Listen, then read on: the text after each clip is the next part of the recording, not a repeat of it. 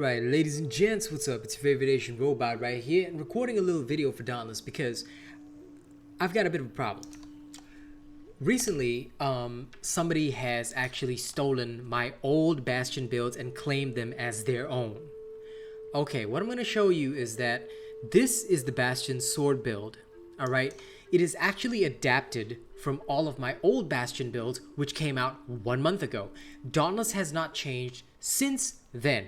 The last time my build came out for Bastion, alright, was exactly 1 month ago, alright, in patch 1.84. Now, in patch 1.91. Now, this unscrupulous content creator, who I'm not going to name, because I'm not going to drive more traffic to the channel, they have actually taken this build from 1 month ago, claimed it as their own, and said, ooh, Bastion's great. Listen, Bastion has not changed since 1.91. So if you take my builds and try to claim them off as your own, alright, you're setting yourself up for disappointment. I'll tell you why. Because these people cannot explain why the builds work the way they do. They just steal from me, they say it looks great, and then they get all these comments, and I'm seeing these comments, alright? They can't answer any of the questions in there. Why? Because they didn't come up with the build. I was the one that freaking made it 1 month ago. Alright, so I hope that nobody else will steal these builds anymore, because just because I haven't posted another version of the build, it's literally my same build. All they did was they slapped catalyst on it. Just because I haven't posted a build in like a month doesn't mean that it's invalid. It's the same ass build. But you know what? Let's show people that it works. Here's my Hypothermica. Alright, that's going to be your sword of choice. Predator, Fortress Cell. Guess what? This will be exactly the same as what you've got in the Bastion Warpike build, which I made. The Bastion Aether Striker build, which I made. The Bastion Chainblade build. And the Bastion Repeater build, all of which I made. It's exactly the same build, by the way. Why? Because this is the most ideal way to play Bastion. Now, you don't like this Fortress Cell, you can dump it for even more damage like Berserker or whatever. Up to you. Your choice. I like having a Fortress Cell there. Special, Avenging Overdrive. Mod, Recursive Hilt. Okay. Bond, Frostwulf's Bite. Standard, right? Bastion build. So Bastion Omnicell. Skarn's Defiance for your Lantern. Etheric Attunement. Now, they have Catalyst, but please note that Catalyst is only used by these fake builders to try and make their build look good. I will explain it to you now, and as I've done in many situations, most of the newer players don't have time to farm potions. If you really want to farm potions, go ahead and do it. Catalyst will suit you just fine.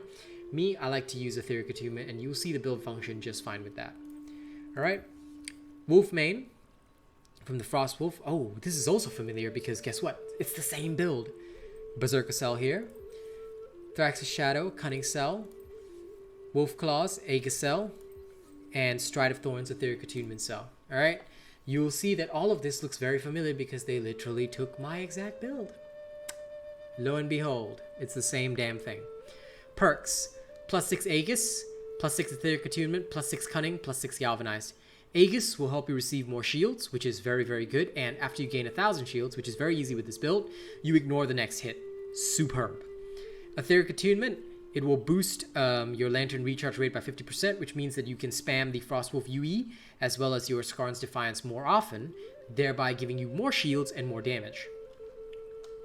Cunning and Galvanized are, well, it's a Bastion build, so crits are the way to go. Cunning and Galvanized will help you stack up your crit damage and critical strike chance to a very high extent. Usually at peak performance, this thing is about 37% critical rate, which is very, very good. Most of your hits are going to be critical, and it's quite good. Predator. Now, if you don't take damage now, with the Bastion build, you want to try and avoid taking hits, so Predator is often used.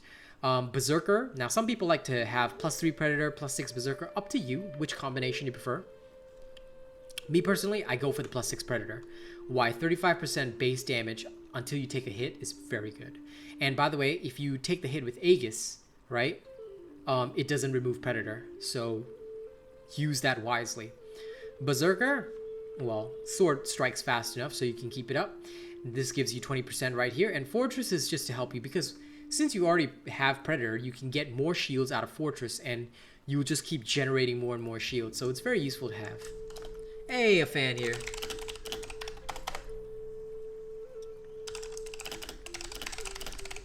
Alright.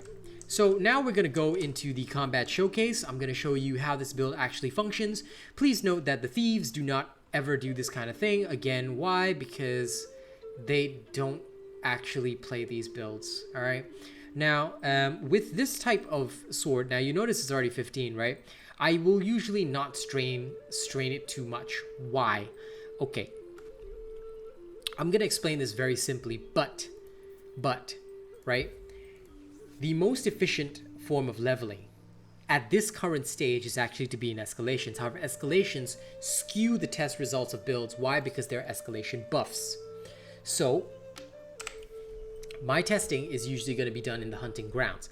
However, when you are at this particular level, right, your hunting ground leveling, right, should be within 3 to 4 levels. Why?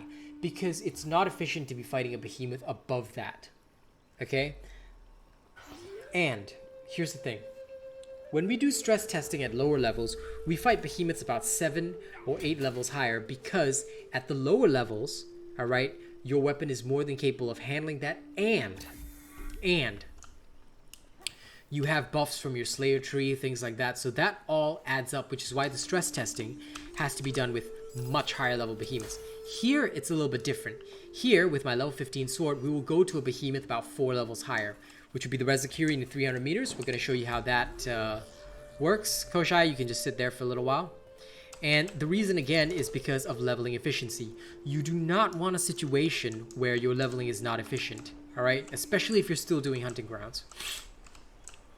Personally, as I've always mentioned, and in my leveling guide, hunting grounds are only up to level 12.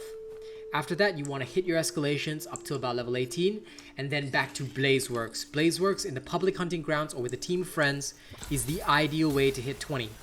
Now, you can still do all the way to 20 on solely the escalation. That's also fine. That is, in fact, the older methodology before Blazeworks was a thing. But Blazeworks can be very fast, and the other thing is that you can get bounty coins. Oh, excuse me. It's late at night while I'm recording this. You can get bounty coins and also patrol keys. I think I got patrol keys once, which is really weird. In the past, I used to only get bounty coins, but that's alright. So, again, with your Bastion build, what you do is you stack up your shields, and then you just dump your Bastion on the enemy right there, then. Very easy. Alright? With something like the Rezakiri, okay, you're going to be dealing with a creature that is quite vicious, even though it's just 4 levels above you. Alright, again, it's a no panic situation. Use your Avenging Overdrive to deflect attacks, because that is what it's intended for. Make sure you plant your particular combo. Ah, there we go. Once it's staggered, you get to have a little bit of fun with it. Use your Bastion freely because you're going to rebuild your shields really fast. Use your Avenging Overdrive freely because you're going to build that really fast as well. Alright? As you can see, even without potions, this thing is already down to half health. And again, that's entirely due to Bastion. Alright?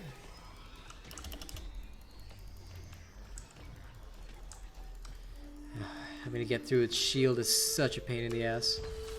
There we go. Sometimes I'll just cast the thing early if I have to.